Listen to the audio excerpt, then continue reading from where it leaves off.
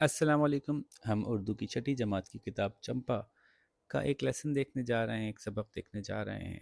شوکت تھانوی کا بہت مشہور بائسیکل کی تعلیم. شوکت تھانوی جو ہے وہ مزاح لکھتے تھے، اور یہ مضمون جو ہے وہ بہت مشہور ہے، مختلف کتابوں میں موجود ہے. اس سے پہلے بھی میں اس کی ویڈیو بنا چکا ہوں کسی اور کتاب کے لیے. چونکہ اس کتاب کے سوال مختلف ہیں تو ظاہر ہے اس کتاب کے لیے پھر ہم ایک دفعہ اور کوشش کر رہے ہیں. آپ لوگوں کو اس کے مشکل الفاظ اپنے پاس اتارنے ہوں گے، ان کے معنی اپنے پاس لکھنے ہوں گے، اس کی تصویر کھینچ کے ٹیچر کو بھیجنی ہوگی، اور اس لیسن کی ریڈنگ سمجھ کے ساتھ ٹیچر کو آڈیو کی شکل میں بھیجنی ہوگی. شروع کرتے ہیں. ابھی قد اتنا بھی نہ تھا کہ پیر آسانی کے ساتھ بائسیکل کے پیڈل تک پہنچ سکیں کہ سائیکل سواری کے شوق نے گدگدایا. شوق گدگداتا ہے، یعنی ویسے تو گدگدی کا مطلب آپ سمجھتے ہی ہیں نا، لیکن شوق کے لیے بھی استعمال کرتے ہیں. شوق گدگدایا یعنی ذہن میں بڑے مزے کے خیال آنا شروع ہو گئے. شوق کے بارے میں خیال آتے ہیں تو خوشی کا سا احساس ہوتا ہے، کچھ پلاننگ ہوتی ہے، اس لیے اس کے لیے لفظ گدگدانا استعمال کیا جاتا ہے. یہاں تک کہ اب بغیر سائیکل کے زندگی دشوار ہو گئی. ایسا لگنے لگا کہ بس سائیکل نہیں ہوگی تو پتہ نہیں کیا ہوگا. دشوار یعنی مشکل ہو گئی. زندگی کا تصور ہی نہیں رہا کہ اب بغیر سائیکل کے جئیں گے کیسے. ہر وقت اسی کا تذکرہ ہے. رات کو خواب بھی دیکھتے ہیں تو بائسیکل کا تذکرہ یعنی ذکر، یعنی اسی کے بارے میں باتیں ہو رہی ہیں. بات یہ تھی کہ سڑکوں پر کثرت سے اپنے ہم عمروں کو اور اپنے سے بڑے لوگوں کو بائسیکل پر فراٹے بھرتے ہوئے دیکھتے تھے، اور کلیجہ تھام کر رہ جاتے تھے کہ ایک یہ ہیں جن کو زندگی کا لطف حاصل ہے، دنیا میں بہشت کے مزے اڑا رہے ہیں. بہشت بائسیکل کے مالک ہیں اور بائسیکل پر بیٹھ کر ہوا میں تیرتے پھرتے ہیں. ایک ہم بدقسمت ہیں کہ ہماری قسمت میں اور سب کچھ ہے، اگر نہیں ہے تو صرف سائیکل. تو بات یہ تھی کہ سڑکوں پر کثرت یعنی بہت زیادہ تعداد میں اپنے ہم عمر لوگوں کو، اپنی جیسی ایج کے لوگوں کو اور اپنے سے بڑے لوگوں کو بائسیکل پہ فراٹے بھرتے ہوئے یعنی تیزی سے چلاتے ہوئے دیکھتے تھے. کلیجہ تھام کر رہ جانا. کلیجہ یعنی دل میں حسرت آ جانا، دل میں احساس ہونا ہائے میرے پاس کیوں نہیں ہے. ٹھیک ہے، کلیجہ تھام لینا، دل میں دکھ محسوس ہونا. کہ ایک یہ ہے جن کو زندگی کا لطف یعنی زندگی کا مزہ حاصل ہے، دنیا میں بہشت یعنی جنت کے مزے اڑا رہے ہیں. یعنی جس کے پاس سائیکل ہے گویا وہ جنت کے مزے اڑا رہا ہے. جب کوئی چیز انسان کو اچھی لگتی ہے اور اس کے پاس نہیں ہوتی تو ایسی سوچیں آنے لگتی ہیں اس کے پاس. بائسیکل کے مالک ہیں اور بائسیکل پر بیٹھ کر ہوا میں تیرتے پھرتے ہیں. ہو ایک ہم بدقسمت ہیں کہ ہماری قسمت میں اور سب کچھ ہے. باقی تو سب کچھ اللہ کا فضل ہے، لیکن نہیں ہے تو صرف سائیکل. ہمارے بزرگوں کو ہماری دلی کیفیات کا علم تھا. کیفیات یعنی حالتیں، ہماری دل کی حالت کا علم تھا ان کو کہ ہم یہ چاہتے ہیں، بلکہ وہ ہماری مجنونانہ پاگل پن کی حد تک حالت سے تنگ آ گئے تھے اور کسی نہ کسی طرح ہم کو مطمئن کرنے کی فکر میں تھے. آخرکار ادھر سے یہ شرط پیش کی گئی، ادھر سے یعنی بڑوں کی طرف سے یہ شرط پیش کی گئی کہ سوار ہونا سیکھ لو تو خرید لی جائے. سائیکل بیٹھنا تو سیکھ لو، سوار ہونا بیٹھنا تو سیکھ لو اس کے اوپر. اور ادھر سے یہ ضد تھی. ادھر کا مطلب ہماری طرف سے، ادھر کا مطلب ان کی طرف سے، اور ادھر کا مطلب ہماری طرف سے یہ ضد تھی کہ خرید دو تو سیکھ لیں گے، بھائی سائیکل لے کے دے دو تو بیٹھنا بھی سیکھ لیں گے. لیکن یہ گفت و شنید یعنی بات چیت، یہ گفت و شنید، کچھ ہمارے بڑے بوڑھے جھکے اور کچھ ہم، لیکن بگفت و شنید یعنی بات چیت کے ذریعے سے، لیکن بگفت و شنید بات چیت کے ذریعے سے آپس میں ڈسکشن کے تھرو کچھ ہمارے بڑے بوڑھے جھکے، کچھ وہ آگے بڑھے اپنی بات میں تھوڑا سا نرمی کی، اور کچھ ہم آگے بڑھ گئے. اور آخرکار یہ طے پایا کہ ہم کسی پرانی بائسیکل پر سوار ہونا سیکھ کر مشق کر لیں تو نئی خرید لی جائے گی. ٹھیک ہے، مشق کر لیں، پریکٹس کر لیں، ورنہ نئی بائسیکل ٹوٹ کر سیکھ چکنے سے پہلے ہی ہم کو پھر نئی بائسیکل کی تمنا میں مبتلا کر دے گی. یعنی نئی سائیکل لی تو اس کو چلانے سیکھتے سیکھتے وہ ٹوٹ پھوٹ جائے گی، پھر جب سیکھ لیں گے تو پھر کہیں گے اب ایک اور نئی دلاؤ. تو پرانی بائسیکل پہ سیکھ لو پھر نئی دلا دیں گے. یہ بات ہوئی. تمنا، آرزو، خواہش، تمنا میں مبتلا کر دینا، خواہش ہو جانا کسی چیز کی۔ پرانی بائسیکل کی جستجو یعنی کوشش میں اتفاق سے بہت جلد کامیابی حاصل ہو گئی، بہت جلدی ہمیں مل گئی پرانی بائسیکل۔ یعنی ایک دن کوئی صاحب بائسیکل پر سوار ہو کر ہمارے کسی بزرگ سے ملنے آئے۔ اچھا، طے یہ ہوا تھا کہ پرانی بائسیکل خریدیں گے، ان کے یہاں کوئی مہمان آئے، انہوں نے کہا بس یہی ہے ہماری بائسیکل۔ بزرگ سے ملنے آئے تو وہ تو ادھر ملتے رہے اور ادھر ان کی بائسیکل ہمارے کام آئی۔ بائسیکل لے کر کمپنی باغ ایک ان کے ظاہر اپنے علاقوں کے نام بتا رہے ہیں، ان کے گھر کے پاس کمپنی باغ کی اس سڑک پر پہنچے جو فراز سے نشیب کی طرف گئی ہے۔ فراز نشیب، ٹھیک ہے، نشیب کہتے ہیں پستی اور فراز کہتے ہیں بلندی، اونچائی اور نیچائی، تو اوپر سے نیچے کی طرف گئی ہے، یوں سمجھیے، ٹھیک ہے۔ تو ایسا کیوں کیا ہوگا؟ تاکہ سائیکل میں بیٹھے اور سائیکل خود بخود چلتی چلی جائے، زور نہ لگانا پڑے، پیڈل چلانے ابھی نہیں آ رہے تھے تو پیڈل چلانے کی ضرورت ہی نہ پڑے، سائیکل خود ہی چل پڑے۔ لیکن اس میں ایک مسئلہ یہ ہے کہ فراز سے نشیب کو جاتی ہوئی یعنی اوپر سے نیچے کو جاتی ہوئی چیز کو روکنا بھی تو مشکل ہوتا ہے، چل پڑی تو روکیں گے کیسے؟ تو یہ بات ہوئی۔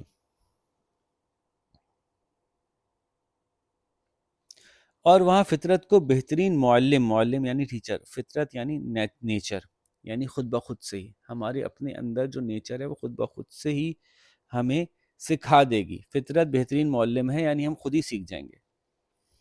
ہم نے بائسیکل کی بسم اللہ کر دی، یعنی بائسیکل چلانا شروع کر دی۔ بائسیکل کے پیڈل پہ بایاں پیر رکھ کر، یعنی لیفٹ پاؤں رکھ کر، داہنا اٹھایا ہی تھا، ابھی لیفٹ پاؤں اس کے اوپر رکھا چڑھنے کے لیے، پیڈل پہ لیفٹ پاؤں رکھا، اب رائٹ والا اٹھایا تھا کہ وہ بجائے آگے چلنے کے لہرا کر اس طرح لیٹ گئی کہ ہم نصف اس کے فریم میں اور نصف زمین پر دراز نظر آئے۔ یعنی الٹا پاؤں رکھ کے چڑھ رہے تھے کہ بائسیکل گر پڑی، تو آگے چلنے کے بجائے لہرا کر لیٹ گئی یعنی گر گئی۔ نصف یعنی آدھے ہم فریم میں تھے، بائسیکل کے اندر دبے ہوئے تھے، اور آدھے جو زمین پر لیٹے ہوئے نظر آئے، زمین پر دراز ہونا، زمین پہ لیٹا ہونا۔ لیکن ہم مردانہ وار اٹھے، یعنی ہمت کے ساتھ اٹھے، کپڑے جھاڑے اور بہادرانہ بائسیکل کو اٹھا کر پھر کوشش کی۔ اس مرتبہ بائسیکل تھوڑی دور چل کر خود بخود کھڑکھڑائی۔ کھڑکھڑانا مطلب لڑکھڑانے کے ساتھ ساتھ جو آوازیں آتی ہیں کھٹر پٹر کی، کھڑکھڑائی، اور ایک جھٹکے کے ساتھ اس طرح گری کہ ہم بائسیکل کو ہاتھ میں لیے قلابازی کھا گئے۔ چڑھے نہیں تھے ابھی بائسیکل پہ چڑھنے کے لیے اس کا ہینڈل پکڑ کے اس کے ساتھ ساتھ چل رہے تھے، اور چونکہ ڈھلان کی طرف جا رہے تھے تو بائسیکل خود ہی آگے بڑھ رہی تھی، ابھی سوار نہیں ہے اس پہ چڑھنے کے لیے ایک پاؤں اس کے پیڈل پہ رکھتے ہیں کہ دوسرا پاؤں گھما کے اوپر سے لے کے جائیں گے، لیکن اس دوران وہ کھڑکھڑائی اور ایک جھٹکے کے ساتھ اس طرح گری کہ ہم بائسیکل کو ہاتھ میں لیے قلابازی کھا گئے، گھوم گئے، بائسیکل بھی گھوم گئی اور وہ خود بھی گھوم گئے، اور تھوڑی بہت چوٹ بھی آئی، لیکن ہم نے کہا چوٹ آئی تو ہم نے کہا گرتے ہیں شہسوار ہی میدان جنگ میں، مشہور شعر ہے۔ گرتے ہیں شہسوار ہی میدان جنگ میں، وہ طفل کیا گرے گا جو گھٹنوں کے بل چلے۔ یعنی اگر کوئی گرا ہے اس کا مطلب ہے کوئی محنت ہی کر رہا تھا تبھی گرا ہوگا، وہ بچہ جو پہلے ہی گھٹنوں کے بل چلتا ہے وہ گرے گا بھی کیوں؟ تو گرے گا تو وہی نا جو گھوڑے پہ سوار ہوگا، میدان جنگ میں بھگا رہا ہوگا گھوڑا، اسی کے پاس یہ سچویشن آئے گی کہ شاید وہ گر جائے۔ جو کوشش ہی نہیں کرے گا وہ فیل بھی نہیں ہوگا، اس شعر کا مطلب ہے جو کوشش ہی نہیں کرے گا وہ ناکام بھی نہیں ہوگا۔ تو ناکام نہ ہونا کوئی بڑی بات نہیں ہے، بات یہ ہے کہ کوشش کی اور پھر بھی ناکام ہو گئے تو کوئی بات نہیں، کرتے رہو کوشش، کامیاب ہو ہی جاؤ گے۔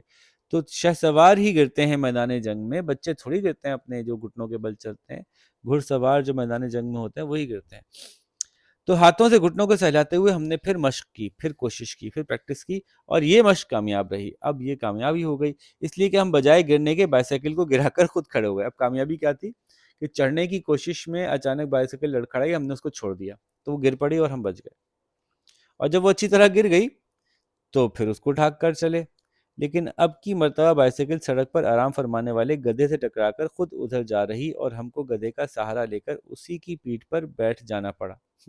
سائیکل پکڑ کے بھاگ رہے تھے سائیکل کے ساتھ ساتھ، اچانک سائیکل تو گدھے ٹکرا کے کہیں اور نکل گئی اور ہمارے ہاتھ میں گدھا آ گیا اور ہم روانی میں اسی کے اوپر بیٹھ گئے۔ بہرحال یہ کوئی ایسی بات نہ تھی، کوئی بات نہیں، گدھے کے اٹھنے سے پہلے ہم خود اٹھے، اب گدھا بھی گر پڑا، یا شاید بیٹھا ہوا ہی گدھا تھا تو اس پہ چڑھ پڑے تھے۔ تو گدھے کے اٹھنے سے پہلے ہم خود اٹھے اور بائسیکل کو اس عزم کے ساتھ، اس ارادے کے ساتھ اٹھایا کہ دیکھیں کہاں تک گرتی ہے، کتنا گرے گی، کب تک گرے گی، ایک نہ ایک دن تو کھڑی ہوگی ہی، یا ہم نہیں یا تو نہیں، یہ بھی محاورے میں ہم کہتے ہیں نا لڑائی کے وقت۔ اس وقت ہم کو غصہ آ جانا ذرا مفید ہوا، ذرا فائدہ ہو گیا غصہ آنے کا، کہ ہم کو نہیں معلوم کتنی مرتبہ غصے میں خود بخود پیدا ہو جانے والی تیزی کے ساتھ بائسیکل اٹھا اٹھا کر مشق کرتے رہے۔ غصہ آ گیا تھا تو بار بار پریکٹس کی غصے کی وجہ سے، اس سے فائدہ ہو گیا کہ پریکٹس زیادہ ہو گئی، یہاں تک کہ بائسیکل نے گرنا چھوڑ دیا، یا گری تو اس طرح کہ خود گر پڑی اور ہم سنبھل گئے۔ اچھا جی، پھر کیا ہوا؟ جب یہ مشق اس حد تک پہنچ چکی تو ہم ایک درخت کے سہارے سے گدی پر بیٹھ گئے، گدی یعنی سیٹ پر بیٹھ گئے، درخت کے سہارے سے اس لیے کہ بائسیکل سائیڈ میں ٹکائی، اور پھر درخت کے ساتھ بائسیکل رکی ہوئی تھی تو ایک طرف کو نہیں گر رہی تھی، تو اس کا سہارا لے کر سڑ گئے، اور بائسیکل کو چھوڑ دیا جو نہایت تیزی کے ساتھ لہراتی ہوئی اس حد تک چلی گئی کہ اگر نالے کے پل سے نہ ٹکرا جائے تو ماں ہمارے یقیناً بجائے خشکی کے اس کو تری میں چلنا پڑے۔ تو جب بائسیکل کو درخت سے سہارا لے کے چڑھے اور پھر جب اس کو چلانا شروع کیا تو وہ اس طرح سے چلتی چلی گئی کہ تیزی کے ساتھ لہرائی، اور اگر وہ پل سے نہ ٹکراتی تو ہمارے ساتھ، مع کہتے ہیں ہمارے ساتھ، نالے کا ایک پل تھا، پل کی دیوار سے ٹکرا گئی ہوگی، اگر نہ ٹکراتی تو خشکی کے بجائے اس کو تری میں چلنا پڑتا، یعنی پانی کے اندر ہوتی وہ، ماں ہمارے نہیں ہمارے ساتھ وہ نالے کے پانی میں گری ہوتی، لیکن وہ نالے کے پل سے ٹکرائی اور ہم کو منہ کے بل گرنا پڑا۔ منہ کے بل یعنی پہلے منہ گر گیا، لگا سامنے، بعد میں باڈی۔ سامنے کی طرف جو گرتے ہیں نا، ایک تو پیچھے گرتے ہیں پیٹھ کے بل، اور ایک سامنے کی طرف گرتے ہیں منہ کے بل۔ گرنے کی تمام تکلیف اس خیال نے ذہن سے نکال دی کہ ہم بائسیکل پر اتنی دور چل کر گرے ہیں، تو اس سے تکلیف کا خیال چلا گیا، لیکن لہذا پھر وہیں گئے جہاں سے چلے تھے، پھر اسی طرح سوار ہو کر بائسیکل چھوڑی، لیکن بائسیکل کے روانہ ہوتے ہی معلوم نہیں کمبخت دھوبنے کہاں سے اس سڑک پر آ گئیں، لاکھ لاکھ چیخے چلائے، ہٹو بچو کیا، ارے ہٹ جاؤ، ارے بچو، لیکن مگر جدھر وہ ہٹیں اسی طرف بائسیکل بھی مڑی، آخر کار ان کی گٹھڑی سے الجھ کر ہم بھی گرے اور بائسیکل بھی گری، بمشکل تمام ان کو وہاں سے روانہ کیا، بمشکل تمام یعنی بہت مشکل سے، منت سماجت کر کے، معافی مانگ کر وہاں سے روانہ کیا، اور ارادہ کر لیا کہ اب سوار نہ ہوں گے، اب بس بہت ہوا یار، بے عزتی بھی بہت ہو گئی، پہلے اکیلی ہو رہی تھی، اب انہوں نے بھی خوب صلواتیں سنائی ہوں گی دو بنوں نے۔ مگر دل نے کہا واہ، دل نے کہا دو چار ہاتھ اب تو لب بام رہ گیا، بس منزل آنے میں تھوڑا سا ہی تو فاصلہ رہ گیا، تو کوشش اور کر لو بھائی، تھوڑی سی کوشش رہ گئی ہے وہ بھی کر لو، دو چار ہاتھ کی بات ہے۔ لہٰذا پھر ایک مرتبہ ہمت کی اور بائسیکل پر سوار ہو کر روانہ ہو گئے۔ اچھا جو پچھلا ہم نے مصرع دیکھا تھا، تو یہ بھی دیکھ لیجئے کہ دو چار ہاتھ اب تو لب بام رہ گیا، بہت مشہور ایک شعر ہے، یہ بھی ایک شاعری کے ساتھ ہوتا ہے ہماری دنیا میں، یہ قائم چاند پوری صاحب کا ایک شعر تھا، اور وہ شعر کچھ اور تھا، اور آہستہ آہستہ ہوتے ہوتے وہ کچھ اور ہوتا چلا گیا، یہاں تک کہ بالکل ہی مختلف ہو گیا، معنی لیکن وہی محفوظ رہے۔ دو چار ہاتھ اب تو لب بام رہ گیا، پہلے تو اس کا مطلب سمجھ لیں، لب بام کہتے ہیں دیوار کا کنارہ، کسی دیوار پہ چڑھ رہے تھے کسی طرح سے، تو چڑھتے چڑھتے وہاں جا کے رسی ٹوٹی، جبکہ لب بام یعنی دیوار کا کنارہ تھوڑا سا ہی رہ گیا تھا، دو چار ہاتھ، تو قسمت تو دیکھ ٹوٹی ہے جا کر کہاں کمند، یہ تھا اصل میں مصرع۔ کمند کہتے ہیں وہ رسی جو کہ پھینکی جاتی ہے، اس کی مدد سے دیوار پر چڑھا جاتا ہے کسی قلعے کی۔ قسمت تو دیکھ ٹوٹی ہے جا کر کہاں کمند، کچھ دور اپنے ہاتھ سے جب بام رہ گیا، اصل میں یہ تھا شعر، اور پھر وہ ہو گیا کچھ آہستہ آہستہ کرتے کرتے، قسمت تو دیکھ ٹوٹی ہے جا کر کہاں کمند، دو چار ہاتھ جب کہ لب بام رہ گیا، اور پھر یہ انہوں نے اس طرح سے لکھا اس کو، تو لوگوں نے اس کو اپنے اپنے حساب سے کچھ تبدیل کر کے استعمال کیا کہ دو چار ہاتھ ہی رہ گیا تھا، تو اب کیوں ہم یہ سوچیں کہ کمند ٹوٹ گئی، ہمیں کوشش کرتے رہنی چاہیے ہے۔ تو جناب نیو مصرے کا استعمال بھی ہم نے سمجھ لیا، لہٰذا ایک مرتبہ پھر ہمت کی اور بائسیکل پر سوار ہو کر روانہ ہو گئے، لیکن چونکہ اترنا نہیں آتا تھا، لہٰذا یہ ضروری تھا کہ کہیں نہ کہیں گریں، ورنہ بائسیکل کا چلنا بند نہیں ہو سکتا تھا۔ لہٰذا اس خیال سے ہم مطمئن تھے کہ کہیں نہ کہیں گرنا ضرور پڑے گا، لیکن دل چاہتا تھا کہ کسی ایسی جگہ گریں کہ چوٹ بھی نہ آئے اور گالیاں بھی نہ کھائیں۔ اگرچہ ہم اس گرنے والے سانحہ ہوتا ہے حادثہ، اگرچہ ہم اس گرنے والے سانحے کے لیے تیار تھے، لیکن دل لرز رہا تھا کہ دیکھیے کیا ہوتا ہے، زندہ رہتے ہیں یا نہیں۔ لیکن بائسیکل کی تیز رفتاری نے تھوڑی ہی دیر میں اس کا فیصلہ کر دیا اور ہم کو ایک نہایت ہی مقدس بزرگ سے اس بری طرح لڑایا مطلب ٹکرایا، مقدس یعنی جن کی تقدیس ہو، جن کا احترام ہو، تو نہایت ہی مقدس یعنی قابل احترام بزرگ سے اس طرح ٹکرایا، اس طرح لڑایا کہ خود تو کم بخت الگ جا پڑی، ہم کو بڑے میاں کے عین اوپر گرا دیا، عین اوپر یعنی بالکل اوپر گرا دیا۔ وہ بیچارے وظیفے میں محو تھے، محو کا مطلب کھوئے، اس کو محو مت پڑھ لیجیے گا بھائی، وظیفے میں محو تھے کہ یہ ناگہانی آفت آئی، ناگہانی یعنی جس کے بارے میں سوچا بھی نہ ہو، اچانک۔ غالباً یعنی شاید ہم کو ملک الموت سمجھے ہوں، ملک الموت یعنی موت کا فرشتہ، اس لیے ہم نے اپنے ہوش بچا ہونے کے بعد ان کو کلمہ پڑھتے ہوئے دیکھا اور اپنے کو ان کے اوپر پڑا ہوا۔ ہوش بجا ہونا یعنی جب آنکھ کھلی، ہوش آئے، ٹکرائی تو بالکل ایک دم سے بالکل حواس چلے جاتے ہیں نا، ہوش بجا ہوئے تو ہم نے ان کو دیکھا کہ وہ کلمہ پڑھ رہے تھے اور ہم ان کے اوپر پڑے تھے۔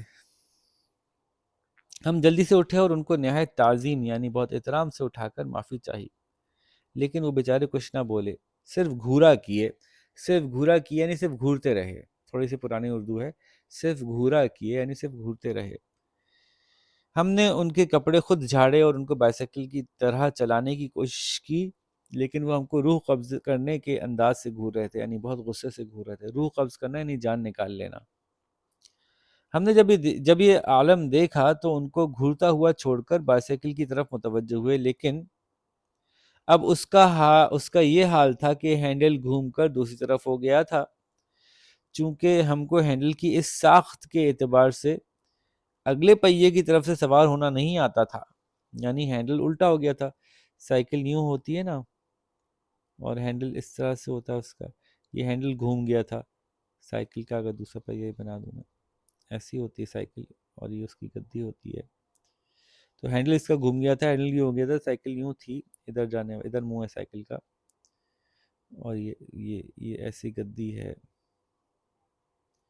تو ہینڈل یوں ہو گیا تھا اس کا، تو اب کہنے ادھر سے تو سوار ہونا نہیں آتا تھا ہمیں، تو چونکہ ہم کو ہینڈل کی اس ساخت کہتے ہیں بناوٹ، اس طرح کی بناوٹ کے اعتبار سے اگلے پہیے کی طرف سے سوار ہونا نہیں آتا تھا، لہٰذا سائیکل کی سواری کی تعلیم کو نامکمل چھوڑ کر چوروں کی طرح مجروح کہتے ہیں تباہ حال، جس کے ساتھ کوئی حادثہ پیش آ چکا ہو، مجروح بائسیکل لیے گھر آئے اور گھر پر جو کچھ ہوا وہ اس لیے قابل تحریر نہیں ہے کہ اب بیان کرتے ہوئے شرم آتی ہے، قابل تحریر نہیں ہے یعنی لکھنے کے قابل نہیں ہے، تو اب شرم آتی ہے کہ یہ بات کیسے کہیں۔ ٹھیک ہے بچوں، دیکھتے ہیں جی اس کے سوالات۔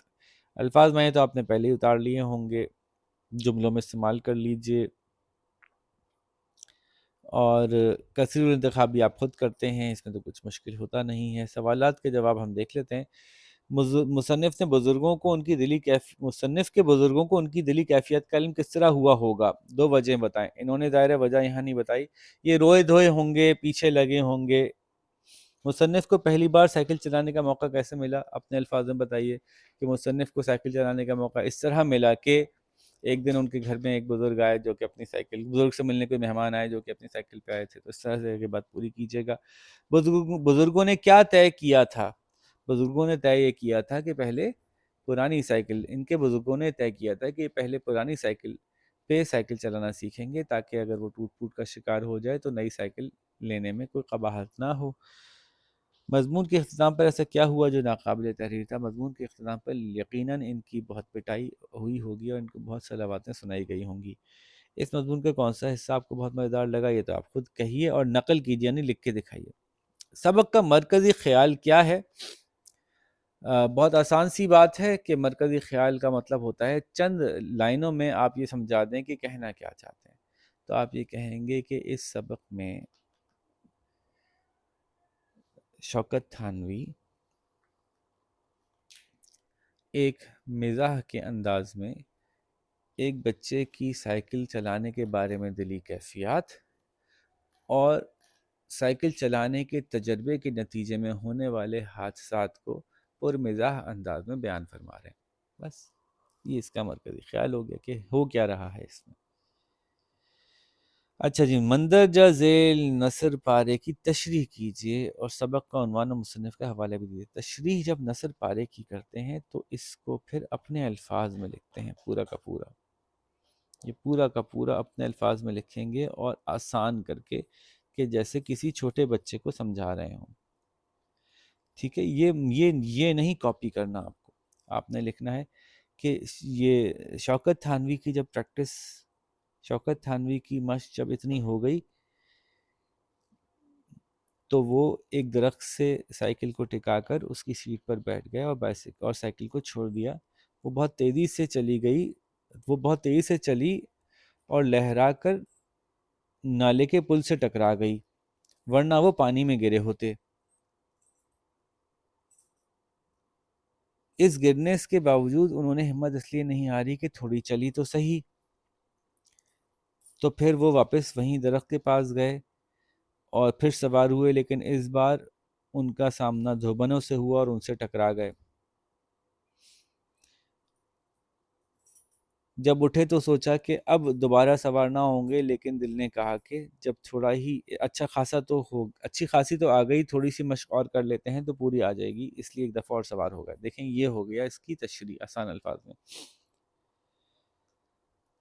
اپنی زندگی میں کچھ سیکھنے یا کچھ کسی کام کی کوشش کرنے کا واقعہ سوچئے، کب پیش آیا، کیسے ہوا، اس کو مزاحیہ انداز میں بیان کیجئے. اور یہ کرنا ضرور ہے، یہ نہیں کہیے کہ میں نے زندگی میں کوئی کام نہیں سوچا، کوئی کام نہیں سیکھا. آپ نے ایک کام سیکھا، وہ مزاحیہ سچویشن نہیں تھی، لیکن اب بنا لیں خود سے نا، امیجن کر کے تھوڑا ایکسٹرا آرڈنری کچھ ایسی چیز بنا لیں، لیکن وہ سائیکل نہیں ہونی چاہیے بس.